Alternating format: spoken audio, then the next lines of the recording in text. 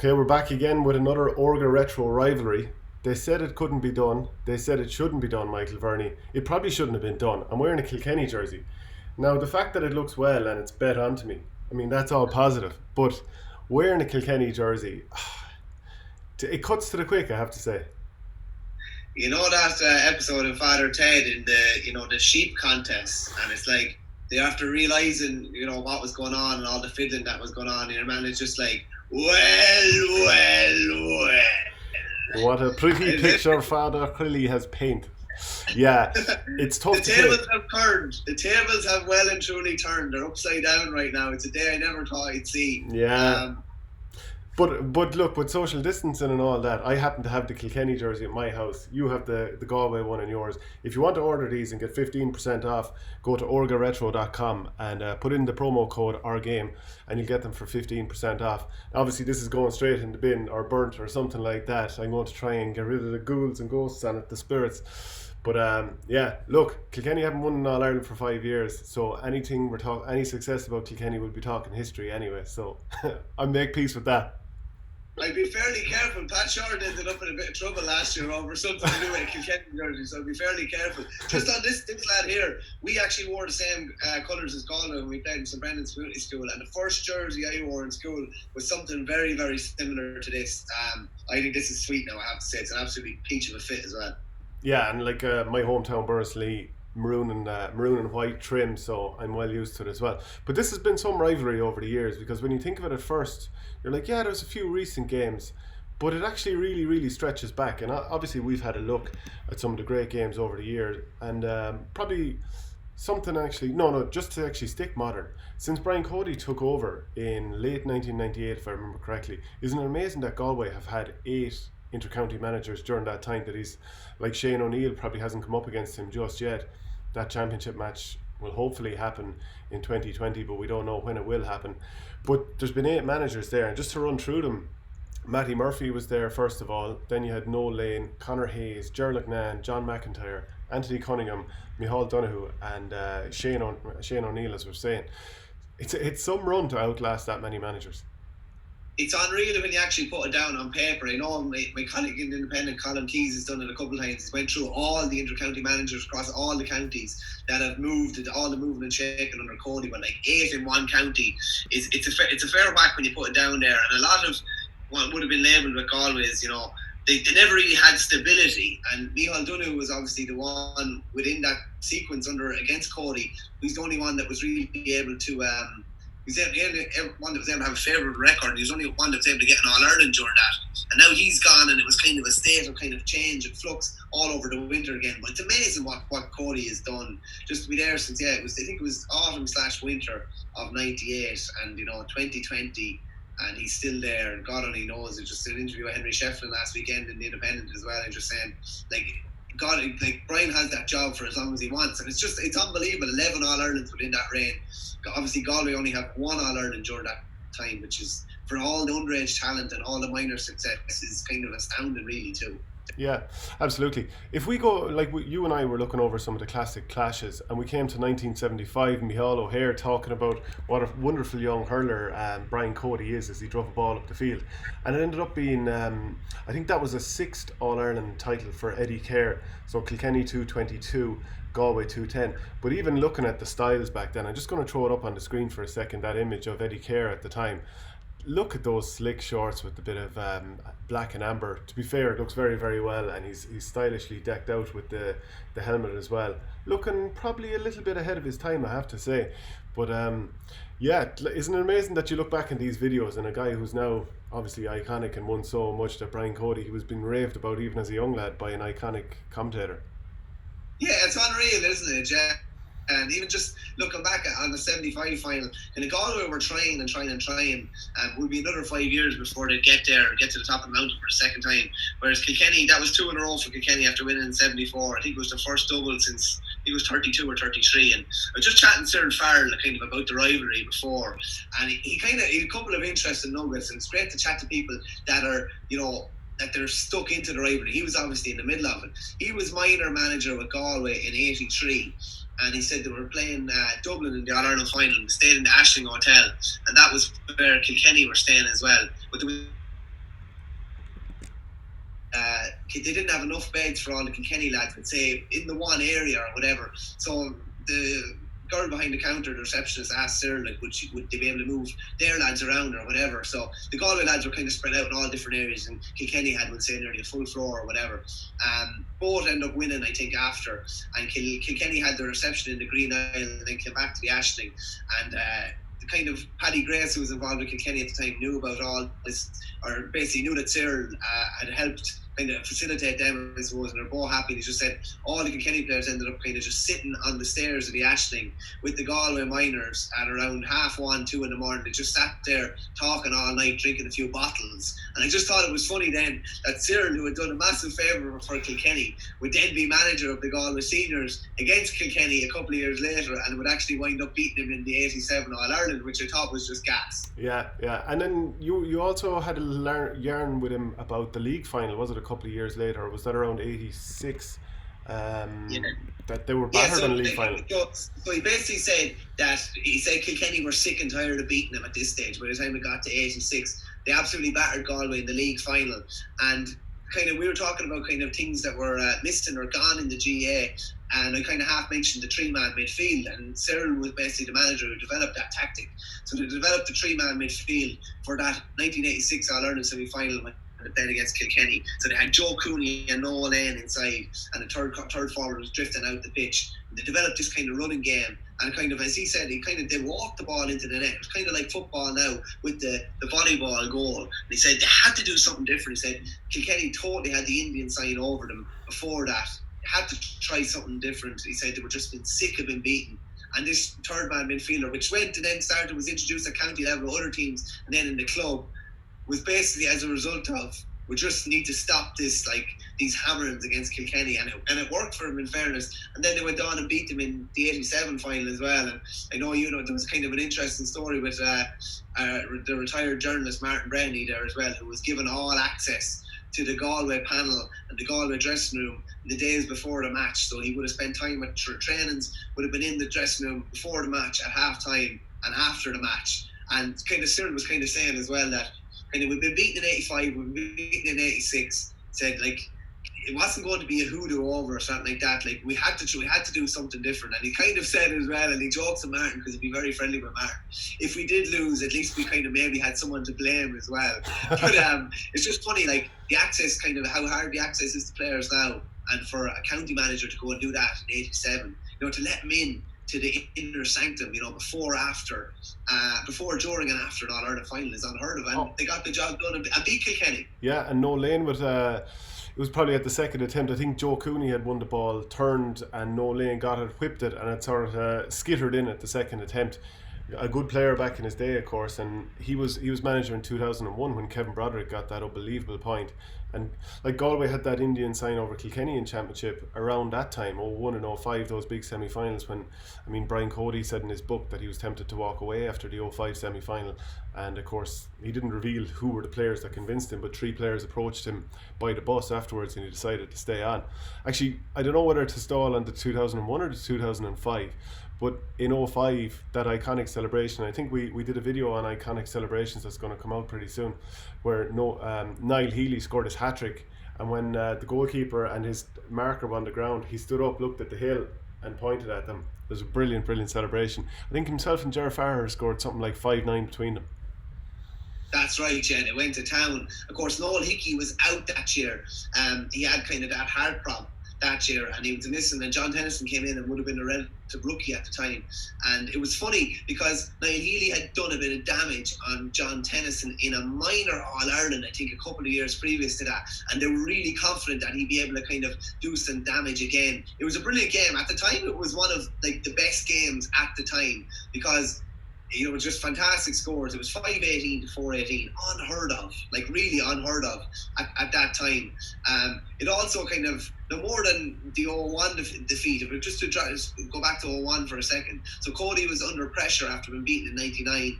He beat Offaly in 2000. But in 01, like, Eamon Kennedy was the all-star centre-back, made in his debut season with Kilkenny in 2000.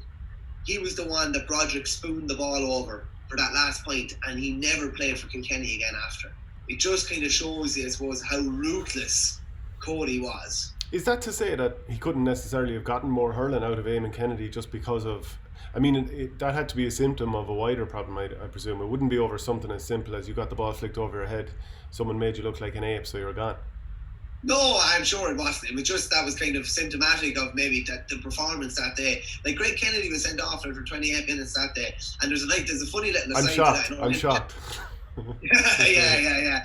He was sent off the field. He was probably on the field longer the day in Nolan Park run round as the Mayor Forna than he was that day in the All-Ireland semi-final.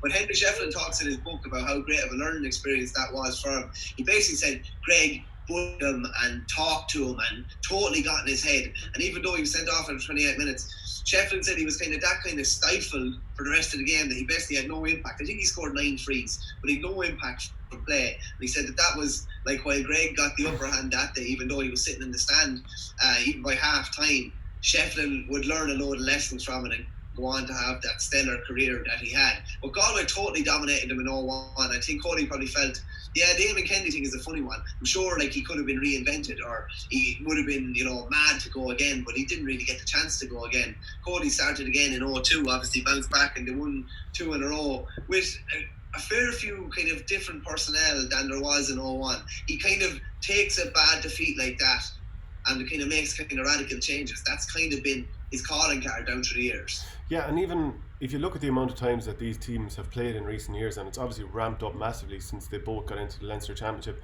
but they've played 04, 05, 06, 7, 9, 10, 12 3 times, twice in 14, twice in 15, 16, and obviously they continue to play every year in the Leinster Championship since.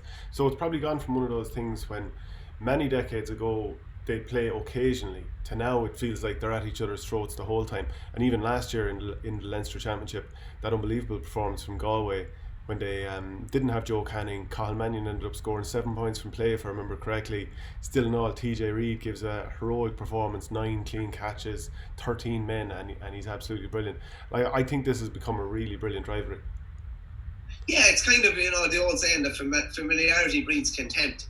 For a rivalry to happen, I suppose you need to know that you're going to play each other. Like if you end up playing, like Galway and Kilkenny end up playing the Ireland semi-final, we'll just say in 75, and then they don't play again until 82 or 83, there's not really a chance for that rivalry to bed in. Whereas now they know they're going to be playing each other every year. The nature of hurling now is within the top counties. You know that there's a fair chance you're going to meet between League and Championship every year. So there's a nice little bit of needle between them. It's a brilliant rivalry now. There's some brilliant games in recent years as well, and we'll probably go into them in more detail there. But just the 0-1 and 0-5 defeats were 2 seismic defeats under Brian Cody. And look how he bounced back. 0-1, he changes things. They win 0-2, 0-3, beaten in 0-4. 0-5, they win 0-6, 0-7, 0-8, 0-9. Beaten then in 10 by Tip, and obviously bounce back and win 11 and 12. It's his calling card has been to mix things up after defeat. And Galway, there was always that element of fear you kind of felt from Cody. Galway back, particularly 0-1, 0-5, it's not so much like now. You never really knew what you were going to get from them. It could be brilliant one day, it could be disastrous another. And they invariably saved a couple of brilliant performances for Kilkenny, and Kilkenny ended up out in the rear as a result. So he was always really cautious with them, I think, then. Yeah, and like 2009 was the first time that Kilkenny welcomed Galway into Leinster, and Joe Canning got that early goal and did the whole "you can't see me" John Cena celebration. But then I think Brian Hogan was dropped back right in front of him, so it was very difficult for him to get into the rest of the game. Tommy Walsh was accused of playing on the edge in that game. I think he wasn't sparing the timber. Ended up hurler of the year later that year. Then you jump forward a couple of years and Anthony Cunningham takes over. Now he has a terrible game. Watches a terrible performance from his team around Paddy's Day, because he was still over Gary Castle in the Football All-Ireland. They got hammered by Crossmaglen, I think, in a replay, but he lost by 25 points to Kilkenny in the league with Galway in his first year, so obviously felt like things were going the wrong way. But later that summer, they'd absolutely trash Kilkenny in the Leinster final. Unbelievable game, but I think only about 20,000 people were there to see Galway win their first ever Leinster title. Later in the season, they meet in the All-Ireland. Who could forget the drama there with the last second dive from Davy Glennon, which ends up with a free that Joe Canning throws over from the sideline. But it's towards the end of the game now, and I really enjoyed this at the time. I'm going to throw it up on the screen. There's a gif of it online, which is Cody and Anthony Cunningham, and it's just brilliant stuff. you can see Cody just stalking him, and Anthony Cunningham is having absolutely none of it. So you just love when it gets to that, because obviously, like, Galway have upset the apple cart, because they were the team that was supposed to take the beating from Kilkenny traditionally, even though that year Galway probably went in as favourites. But it was just great to see it to get that tense. I love that. I love when you see Cody riled up like that. Like, look, remember the time him and Sheedy kind of ran into each other on the sideline? I love that. It's a statement from the opposition manager as well. Because, like, I don't mean this in a bad way. I mean this, it's the greatest compliment. But Brian Cody could be seen as a bully on the sideline. And I mean that as the greatest compliment, because he's authoritative. He stands up for his team. He stands up against officials and stuff like that. I don't mean that as a negative thing at all. So the opposition manager can't lie down to that. You have to fight fire with fire. And Davy Glennon was fouled. He dived on the ground, as you said. They got the free. Canning put it over, but you could see Cody like in behind Cunningham, and I think the best thing about that for me is that Cunningham didn't flinch, because Mick Dempsey was in around there as well. It was a numbers game against him, and he just stood up, and I was just kind of thinking, just fair play, because the easy thing to do would be to wilt. He just stood there with Cody in on his ear and took every bit of it, and it was kind of a statement of, I suppose, Galway that day, maybe that they weren't going to be beaten, maybe that this was a different Galway side, but it was, you'll just love that. When you see the passion on the sideline, like that it definitely riles up everyone in the crowd, and it must rile up players on the pitch as well. It was actually funny, I think several months later, obviously Kilkenny won the replay and won it well. Several months later, there was a media event on at Croke Park where I think there was some skills day where there was a lot of kids brought in, and maybe some of the journalists or whatever, and you could hurl away. So I came out with a hurley on the field, and Canning was there, and we're right on the sideline. And obviously I would never take a free, and rightly so, because I'd be desperate at them. But I said, was your levelling free from around here? And I put it down the ground, rose it up, struck it, drove it straight over the bar. Could not believe it actually went over, because I barely be able to hit the ball out of my way on my best day. And he was actually, no, I think that was actually a little further out than mine. So I was delighted with myself. That kind of segues us nicely to the rivalry that we're going to talk about in terms of players. Like, you could pick 1,000,001, and you know, the likes of Joe Cooney is someone you could talk about, Jerry McInerney. Kilkenny obviously have no end of names that we could talk about. But Joe Canning versus Henry Shefflin, I mean, quite simply, who would you take? If you could only have one, who's it going to be? Yeah, sure, it's unbelievable. It's the marquee men for both teams, and we didn't actually mention it. When they played in 14 in the Leinster semi-final in O'Connor Park, Shefflin came on. He had the stress fracture, I think he picked up in the league that day, was marking Cathal Barrett. So he came on near the end. I think he was wearing 23, and it looked like time was up, and the ball ended up down the Kilkenny half, and Taggy horsed it out to Shefflin, and he puts it over from the sideline. And you're just thinking, before you go too much further, like, Galway did some comeback to even get level before what you're about to say happened. Yeah, Canning had just got a goal just before that, and it looked like Galway had stolen a draw, really, because I think Tommy was up in the forwards that day as well. I recall him setting up a goal with a lovely ball in. Shefflin gets a point down, you know, in the corner, facing into the far end in Tullamore, and you know, it's King Henry and everything like that. And you know, is this going to end King Henry being whatever victorious again? And then the ball goes down the far end. Johnny Glynn catches it, passes out to Canning. It's kind of spilled, and he puts it over from the 13 on the sideline, and it's almost like the king and the prince. And it's just like, you know, the pretender to the throne and the man who's reigned on the throne for years. It was brilliant. And like, I remember those two coming up against each other in a All-Ireland Club semi-final as well. One year, it was in Thurles, and we all went from Borough to it. It was that big of a game that neutrals would go to it. And just two figures that have probably kind of transcended the game. Shefflin during his spell, you know, from 99 to probably 13 and 14, and then Canning throughout his Galway career. Like, there's never been anyone in Galway that's had more publicity than Joe Canning, more hype than Joe Canning, more pressure than Joe Canning. And then it was probably the same from Henry's point of view in Kilkenny. Yeah, so who's got the greater scores, we'll say between the two? I mean, I would say that the more majestic scores have been from Canning. I mean, the 2015 goal where he's kind of spinning around as the ball is coming in the air and plants it, that's probably the high point of the scores between either of those players. I mean, Shefflin's obviously gotten some brilliant scores over the years, and you can definitely talk about how he turned the 2012 drawing All Ireland in the second half. He obviously went in centre forward after having a quiet first half in corner forward and turned the game and ended up hurler of the year. But I think in terms of high point of skill and artistry, you'd give it to Canning. But I think in terms of like machine, like performs 8 or 9 out of 10 every day, it's probably over the grand course of things, it's Shefflin. So which do you take from that point of view? Because it's probably down to taste.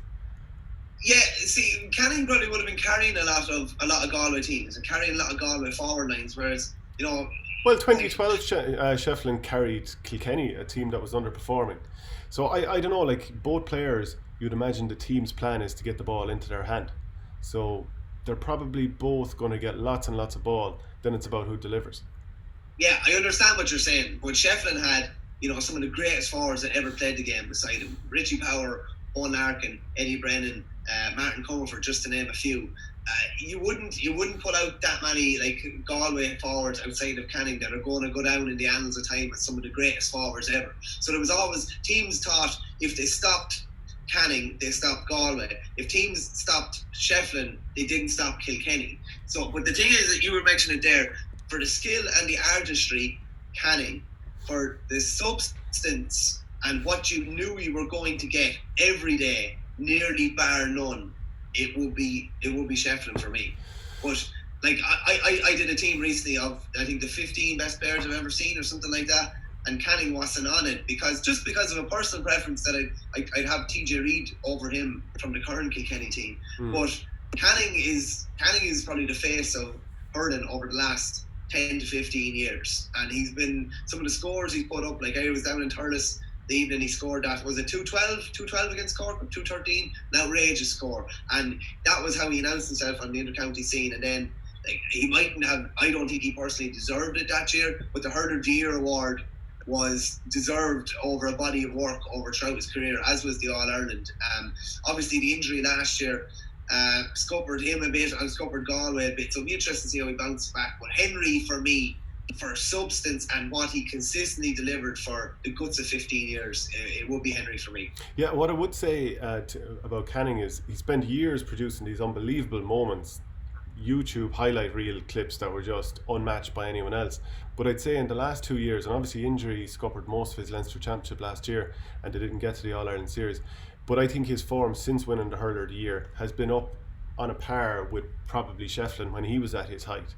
So if he keeps that going for another couple of years, and we'll see about injuries, and obviously the virus is on at the moment, so that makes it problematic. But if he kind of had a couple of more years at that level, I think it would be a very, very tight call. But I think on the body of work in the entire career, and obviously Shefflin was in a better team with having the consistency of a manager over a long period of time, he probably just about nudge it. But then again, get your comments in and let us know why we're wrong or why we're right, or if we've missed any points on this particular thing. I suppose, like you're talking about Shefflin was started off as a corner forward and played regularly in the full forward line as well, but really we remember him as a centre forward. If you're playing him centre forward or wing forward. And when Canning was brought out centre forward under Micheál Donoghue at the start of 16, that's when we saw the best of him. You know, like remember the point against Tipperary. Like Canning, I do. Well, yeah, sorry, you obviously do. And he'd been quiet that day. I remember one of my friends, and we berated him after, said that Canning should have been pulled off because he was playing poorly that day. You don't pull off a player like that. You don't pull off someone that can do that. Your turn of phrase is unfortunate there. Yeah, that's true. Yeah, but like that's what he could do. That's the class that he had, and they wouldn't have won the All Ireland without him. And as you say, if he plays for Galway for another 3 or 4 years and keeps that consistency of 17, 18, and even last year in the league before he got injured, he'll definitely edge closer to Shefflin. So don't forget, if you want to get these jerseys, orgaretro.com, put in the promo code OurGame and you'll get 15% off. Is there anything we've missed? Actually, you wanted to mention that 2004 All-Ireland final replay, didn't you? The minor game between the two counties. Oh yeah, no, it's just because like they've obviously played an awful lot at minor level. We would play Galway in practice matches in 04 with Offaly, and I had a horrible experience on Richie Hogan in the Leinster semi-final in 04, so he would have been following it closely. But they were brilliant games. Kieran O'Donovan was actually marking Richie. He went on to play for Galway picked up a big couple of big injuries. A big, stocky cornerback. But they Galway beat Kilkenny in a replay in 04 in Tullamore. And it was just two epic games. Brilliant, brilliant games. And they've had such a storied rivalry from minor, under 21 and senior. And even last year, like last year's game in Nolan Park was, like, TJ Reid to me delivered one of the best performances I've ever seen. 211, I think it was 6 frees, 165. And just like tore their hearts out, and they still were beaten. And if they had 13 men, but they still stayed fighting back. And you can't wait for the action to start back, these two to tear into each other again. And there'll be so many more, with the way the Leinster Championship is and how cutthroat it is, there'll be so many more games to add to this rivalry. It's a growing rivalry that's going to get better and better over the years. And of course, now that we're done with the video, I'm going to have to do like that Dumb and Dumber scene. Or no, Ace Ventura, Pet Detective. You know, when Finkel is Einhorn and he realises he's kissed a man, where I'm going to have to take off the jersey, throw it into a bin, burn it, and then have a shower where I'm like this. Okay, so we'll see how that goes down. I don't think that'll go down too well somehow. But if you actually do want to buy the jersey, as I said, go to orgaretro.com and 15% off with our game, with the Our Game promo code. Thank you very much, Michael. We'll chat again soon. Cheers, Shane.